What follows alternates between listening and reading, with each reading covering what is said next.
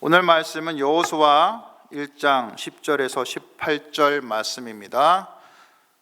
제가 먼저 읽고 교독하도록 하겠습니다.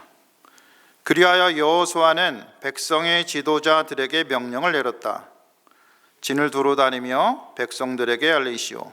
양식을 예비하고 지금부터 사흘 안에 우리가 이 요단을 건너 주 우리 하나님이 우리에게 주셔서 우리가 소유하게 될 땅으로 들어가 그 땅을 차지할 것이라고 말하시오. 여호수아는 루벤 지파와 갓 지파와 므낫세 반쪽 지파에게 말하였다. 주님의 종 모세가 당신에게 이르기를 주 당신들의 하나님이 당신들에게 요단강 동쪽의 이 땅을 당신들이 편히 쉴 곳으로 주실 것이라고 하였으니 당신들은 이 말을 기억하십시오. 당신들의 아내들과 어린아이들과 집짐승들은 모세가 당신들에게 준 요단강 동쪽 땅에 머물러 있게 하십시오. 그러나 당신들은 모든 용사들은 무장을 하고 당신들의 동족들보다 앞서 건너가서 그들을 도와주십시오. 주님께서 당신들과 마찬가지로 당신들 동기들에게도 편히 쉴 곳을 주실 때까지, 그리고 그들도 주 당신들의 하나님이 마련해 주신 땅을 차지할 때까지 그들을 도우십시오. 그런 다음에 당신들은 당신들의 소유지 곧 주님의 종 모세가 당신들에게 준 요단강 동쪽에 돋는 땅까지 돌아가서 그곳을 차지하도록 하십시오. 그들은 여호수아에게 대답하였다. 지금 우리에게 명령하신 것은 무엇이든지 다 하고 어디로 보내시든지 그리로 가겠습니다. 우리는 모두 모세에게 복종하였던 것 같이 모세의 뒤를 이어 우리의 지도자가 되신 분께도 복종하겠습니다. 우리 주 하나님이 모세와 함께 계셨던 것과 같이 여호수아 어른과도 함께 계시기만 바랍니다. 같이 읽습니다. 여호수아 어른의 명령을 거역하고 지시하는 말에 복종하지 않는 사람은 누구든지 모두 죽임을 당할 것입니다. 여호수아 어른께서는 오직 굳세고 용감하시기를 바랍니다. 아멘.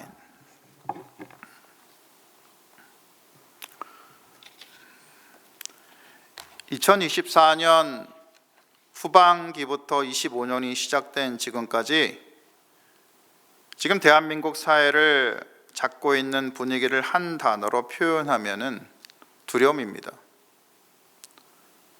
무안공항의 제주항공 사고로 인해 많은 인명사고가 난 것을 애도하면서도 두려움으로 인해 많은 제주항공 예약자들이 취소를 했고 그 금액이 무려 2,600억에 달한다고 합니다. 계엄령 이후 국민은 대통령의 거취 문제로 두 갈래로 갈라져 있고 나라는 앞날을 알 수 없는 혼돈과 두려움에 사로잡혀 있습니다. 물론 이런 덩치적인 것에 경제적, 사회적 불확실성에 대한 두려움 역시 국민들의 심리 저변에 깔려 있다 할 것입니다. 이 두려움은 우리 그리스도인들이라고 예외는 아닐 것입니다. 정치와 거시경제의 어려움은 고스란히 사업과 직장의 어려움으로 들어와서 내 가정의 앞날에 대한 두려움으로 다가오고 있습니다.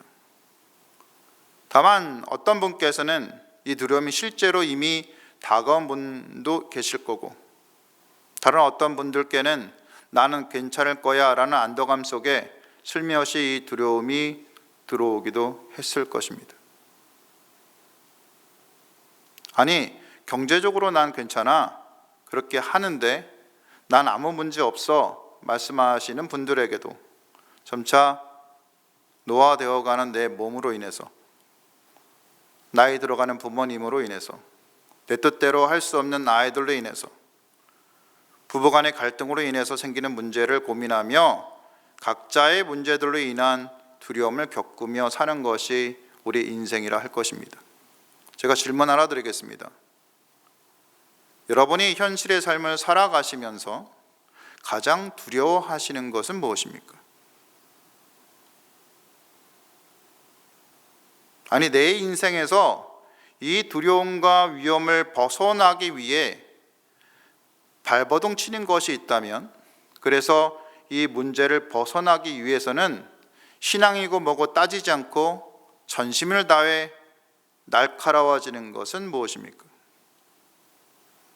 없다면 다행이지만 아마 대부분 분들이 저를 포함해서 언제는 부러질지 모르는 이 아킬레스건 하나쯤은 다 가지고 계실 것입니다. 이스라엘 백성들 역시 그 두려움이 그들이 가진 핵심 분위기였습니다. 그리고 그 두려움은 그들 공동체 자체의 문제를 만들었습니다. 출애굽 세대의 핵심 문제는 그들의 심리 저변에 이 두려움이 깔려 있다는 데 있습니다. 민수기 21장 5절에 보면 그들은 이렇게 말합니다. 어찌하여 우리를 애굽에서 인도해 내어 이 광야에서 죽게 하는가? 이곳에는 먹을 것도 없고 물도 없도다. 우리 마음이 이 하찮은 음식을 싫어하노라. 그들의 심리 저변에 깔린 것은 자신들은 가나안에 들어갈 수 없다라는 겁니다. 자신들이 이 광야를 벗어나지 못할 것이라는 두려움이었습니다. 그런 그들의 두려움은 모세가 자리를 비웠을 때 황금 송아지 우상을 만들기도 했고, 가데스 바네아에서 자신들을 메뚜기에 비유하며 결코 전쟁에서 승리하지 못할 것이라고 비관했을 때도 그 두려움이 있었습니다. 그 두려움은 이스라엘 백성을 사로잡았던 지극한 감정이었고, 또 그들은 심판과 파멸과 비통으로 이 감정으로 인해서, 이 두려움으로 인해서 그들은 그 감정으로 넘어갔던 겁니다. 이 두려움이 하나님에 대한 또 신뢰의 정반대의 감정이라는 것을 우리는 알고 있습니다. 그럼 출애굽 2세대는 어떨까요? 출애굽 2세대 역시 두려움을 벗어나기 힘들었을 겁니다. 객관적인 사실들이 그들을 두려움으로 몰아갔을 겁니다. 그들은 광야에서 태어나서 자랐습니다. 부모들은 광야에서 묻혔습니다. 그들이 제대로 배운 것이 있습니까? 군사훈련을 제대로 받았습니까? 아닙니다. 그들의 무기 역시 제대로 된 것이 아니었습니다. 이미 가나안 족속은 철병거 등이 있다라고 여호수아서에 기록되어 있습니다. 즉 철기 문명을 갖고 있었다는 겁니다. 그런데 이스라엘 족속은 그러지 못했습니다. 심지어 성경이 한참 시간이 흐른 사무엘상 13장 19절에 이렇게 기록되어 있습니다. 이스라엘에 철공이 없었다. 이스라엘과 블레셋의 전투를 말하는 22절에는 백성들의 손에는 칼이나 창이 없었다. 오직 사울과 요나단에게만 있었다라고 말하고 있습니다. 그러니 무기는 이스라엘 백성에게 여의치 않았을 것이고, 군사력의 개념으로 볼 때도 객관적으로 이스라엘은 가나안의 족속가 되지 못했습니다. 그러니 출애굽 2세대들에게 모세가 한 일은 이들에게 용기를 불어넣는 거였습니다. 하나님이 어떤 분이시며, 그분이 이스라엘 위에 어떤 일을 하셨으며, 그분이 율법을 주시어 너희들이 하기 원하는 것이 무엇이며, 그러니 하나님을 전심으로 사랑하여 믿음을 지키고 하나님을 따르며 축복을 얻으라는 메시지를 전한 것이었습니다. 그리고 이스라엘은 아모리 왕 시온과 바산악 옥을 물리치고 요단 동쪽 편을 얻음으로 약속의 땅을 얻는 것에 대한 용기를 얻었을 겁니다. 그럼에도 요단을 건너기 전에 그들에게 임한 것은 강한 두려움이었습니다. 더 이상 자신들에 앞서 이끌어주던 모세가 함께하지 않습니다. 지금은 그 대단하던 모세 이후에 그분의 시종 들던 사람인 여호수아가 자신의 지도자로 되어 있습니다. 여전히 만나는 내리지만 만나는 여호수아 5장에서 그친다고 적혀 있는데요, 그 만나는 하나님의 역사로 여겨지지 않았을 겁니다. 왜냐하면 매일매일 일상으로 먹었기 때문입니다. 언젠가부터 성막 위에 구름기둥 불기둥이 보이지 않습니다.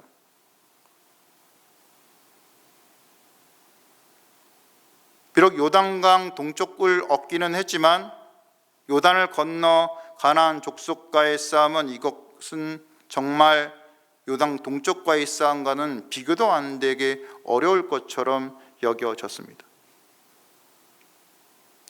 이들에게 닥친 핵심 감정 역시 두려움이라는 겁니다.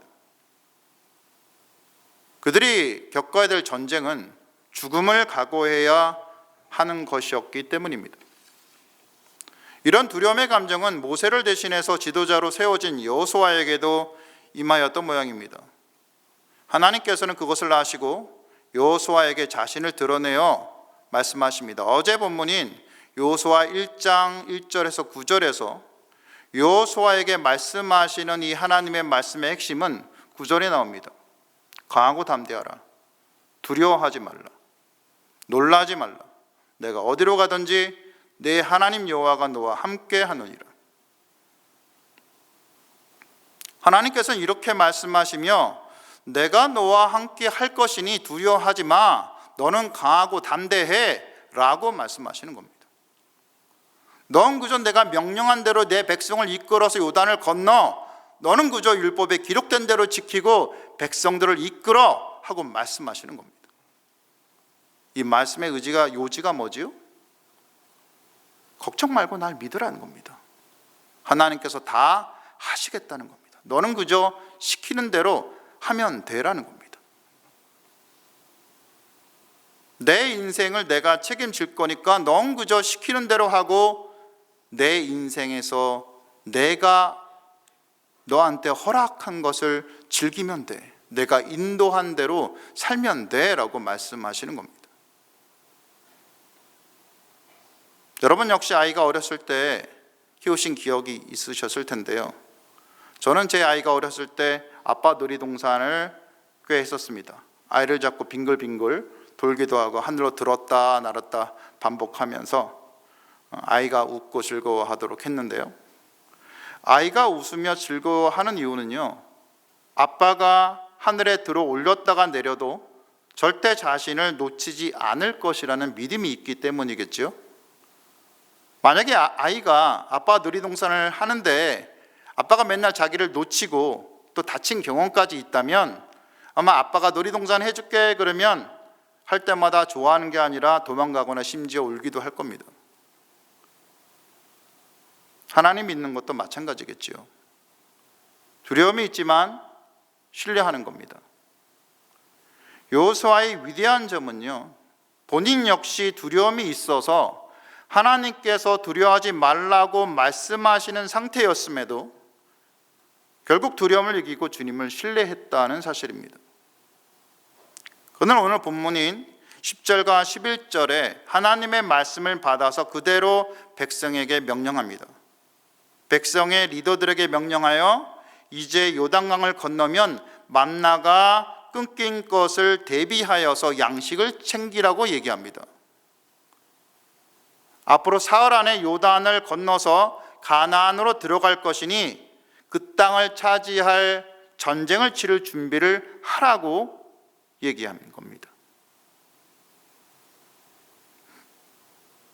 또한 여호수아는 르우벤과 갓과 므낫세 반쪽 지파를 향해서 또한 말합니다. 모세가 말한 대로 무장을 하고 건너가서 여호와 앞에서 싸워서 그 땅이 너희 앞에 항복하기에 이르면 이곳 요단 동쪽 길르앗 땅을 너희에게 줄 거다 하고 말하는 겁니다. 너희가 약속한 대로 그래야만 너희가 터전을 잡은 이곳 요단 동편 땅이 너희의 기업이 될 것이라는 겁니다. 그러니 약속대로 너희들의 아내와 아이들과 가축들을 요단 동편에 머물게 하고 너희 남자들은 무장을 하고 오히려 가장 앞선 선봉에 서서 전쟁에 임하라는 겁니다. 가나안 정복 전쟁이 끝나고 모두 자신들의 기업을 받은 후에 너희들도 이곳 요단 동편으로 돌아와서 땅을 차지하고 약속된 기업을 이루라는 겁니다. 이 말을 듣고 르우벤과 므낫세 반쪽 지파는 즉각 대답을 하죠. 16절 한번 같이 읽어볼까요? 시작. 그들이 여호수아에게 대답하였다.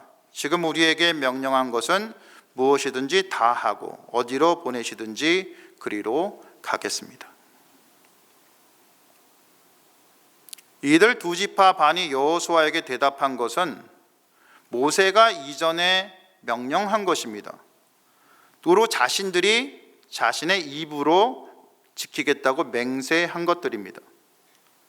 그러니 18절에 말하듯 자신들이 맹세한 여호수아의 명령을 지키지 않으려는 자는 그들 스스로 살려두지 않겠다고 말하는 겁니다.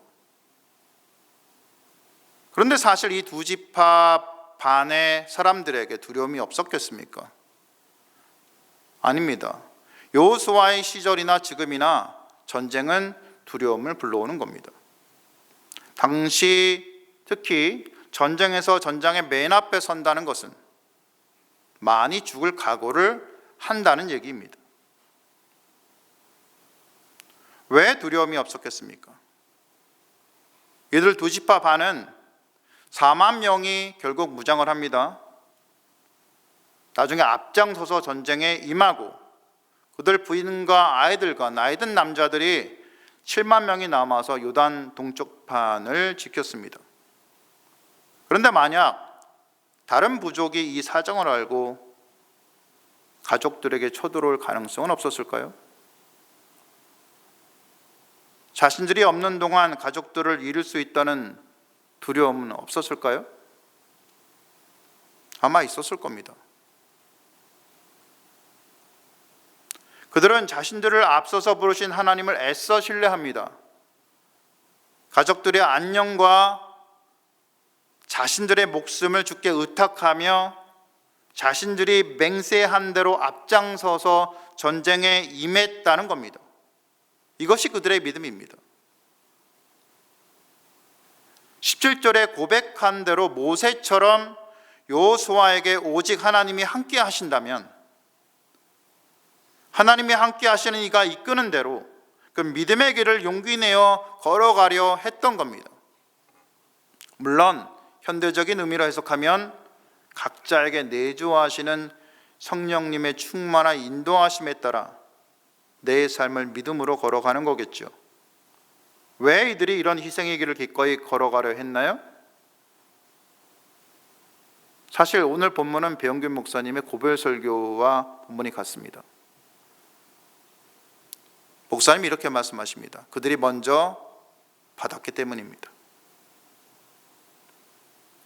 먼저 받은 자가 특권처럼 옮겨지는 것이 아니라 먼저 받은 자가 먼저 베푸는 자가 돼야 한다는 겁니다. 또한 그들이 하나님께 약속을 했기 때문입니다. 하나님께 한 약속은 그분이 헛되게 받지 않으십니다. 아무리 두려워도 그 약속은 지켜야 한다는 겁니다. 그 약속을 지키는 것 자체가 결국에는 우리에게 복이 되기 때문입니다. 하나님께서 우리에게 하신 약속, 그리고 우리가 그분께 드린 약속이 우리의 인생을 이끌어 가기 때문입니다. 말씀을 정리합니다. 약속의 땅 가나안에 들어가기 위해 요단을 건널 준비를 하는 여호수아와 이스라엘 백성들에게 임한 것은 전쟁과 미지의 세상에 대한 두려움이었습니다. 모세는 없고 가나안 군사는 자신들보다 강해 보였기 때문입니다. 그런 그들에게 하나님은 말씀하십니다. 강하고 담대하라. 두려워하지 말며 놀라지 말라. 내가 어디로 가든지 내 하나님 여호와가 너와 함께 하느니라. 이 주님의 말씀에 의지하여 여호수아는 백성들을 독려하고 이스라엘 역시 주님을 의지하고 용기를 가지고 자신에게 주어진 역할을 다하려고 했던 겁니다. 오늘은 2025년 새해 첫 새벽 기도회입니다. 그리고 새해를 맞는 우리의 마음에는 기대도 있지만 사실 어떤 분들께는 구체적인 혹은 어떤 분들께는 막연한 두려움이 우리를 억누르기도 합니다. 올 한 해 어려운 여건 속에서 내일부터 내 사업, 내 가정은 어찌 될 것이며 나와 내 가족의 안녕과 건강은 어찌 될 것인가에 대한 두려움이 우리를 붙잡기도 합니다. 하지만 아시겠지만 두려움에 사로잡히면 모든 것이 무너지게 되어 있습니다. 두려움은 우리의 모든 믿음의 시도를 무너뜨리기 때문입니다. 그리스도인은 아빠 놀이를 하는 아이처럼 하나님을 온전히 의지하는 자입니다. 두려움을 이기고 백성들에게 양식을 준비하고 요단을 건널 준비를 하라고 명하는 여호수아처럼 두려움을 이기고 먼저 받은 자로서 선봉에 서서 전투에 임하겠다고 다짐하는 두시파 반의 용사들처럼 내가 가진 두려움을 주님 앞에 내려놓고 주님을 의지하고 적진을 향해 달리는 그런 사람만이 믿음의 승리를 얻을 것이기 때문입니다. 히브리서 11장 6절은 이렇게 말씀합니다. 믿음이 없이는 하나님을 기쁘시게 하지 못하나니 하나님께 나아가는 자는 반드시 그가 계신 것과 또한 그가 자기를 찾는 자들에게 상 주시는 이심을 믿어야 할지니라. 예레미야 29장 11절은 이렇게 말씀합니다. 여호와의 말씀이니라. 너를 향한 나의 생각을 내가 아나니 평안이요 재앙이 아니니라. 너희에게 미래와 희망을 주는 것이니라. 이사야 41장 10절은 말씀하십니다. 두려워하지 말라. 내가 너와 함께함이니라. 놀라지 말라. 나는 내 하나님이 됨이니라. 내가 너를 굳세게 하리라. 참으로 너를 도와주리라. 참으로 나의 의로운 오른손으로 너를 붙들리라. 여호수아 1장 9절은 이렇게 얘기합니다. 강하고 담대하라. 두려워하지 말며 놀라지 말라. 내가 어디로 가든지 내 하나님 여호와가 너와 함께 하느니라. 성경에는 우리를 향하여 함께 하심을 약속한 하나님의 말씀이 많이 있습니다. 다만 이것을 우리가 진정한 믿음으로 붙들고 믿음의 모험을 하느냐는 우리의 몫일 것입니다. 성도 여러분, 어떤 삶을 살고 싶으십니까? 2025년 새해를 맞이하며 내 삶에 가득한 두려움이 무엇인지 생각해보고 그것을 내려놓고 온전히 주님을 의지하며 믿음의 발걸음을 힘차게 내딛는 멋진 한 해가 되는 그 삶을 사시기를 주님의 이름으로 축원드립니다. 네, 말씀을 기억하며 기도하시겠습니다.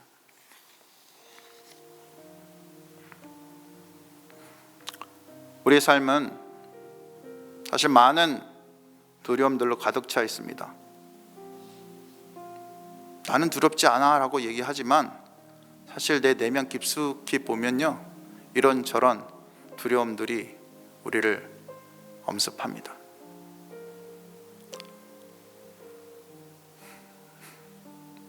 그럼에도 우리가 기억해야 할 것은 우리가 말씀을 붙들고 살아야 하는 자들이라는 겁니다. 우리가 성령 안에서 하나님의 인재를 구하고 그분의 뜻을 구하며 우리 인생을 살아야 되는 자들이라는 겁니다. 그 믿음의 삶을 살아내야 하는 것이 우리 그리스도인들이고 2025년뿐만 아니라 앞으로 내게 남은 모든 삶의 여정 가운데 그 믿음의 발걸음을 걸어야 하는 자들이, 그렇게 부름을 받은 자들이 우리들이라는 겁니다. 그 믿음의 길이 무엇이든지 하나님께서 내게 말씀하시는 그 미세한 음성을 듣고 굳건하게 그 믿음을 지키고 살아가는 여러분이 되시기를 기도하시길 바랍니다. 오늘은 다음 세대를 위해서 기도하는 날입니다. 참으로 이 땅 가운데 다음 세대가 계속 일어나길 소원합니다. 그래서 참으로 하나님을 믿는 자들이 이 땅의 중심이 되고 그 믿음의 세대들이 참으로 말씀으로 세상을 세워나가는 그것을 참 보았으면 좋겠습니다. 그것을 위해 기도하시길 바랍니다. 마지막으로 이 나라를 위해서도 다투지 않고 화해가 있으며 화평이 있으며 진정한 진리가 세워지는 그런 나라로 변화될 수 있도록 은혜를 하나님께서 달라고 기도하시고 각자 개인 기도하시면 되겠습니다. 기도하시겠습니다.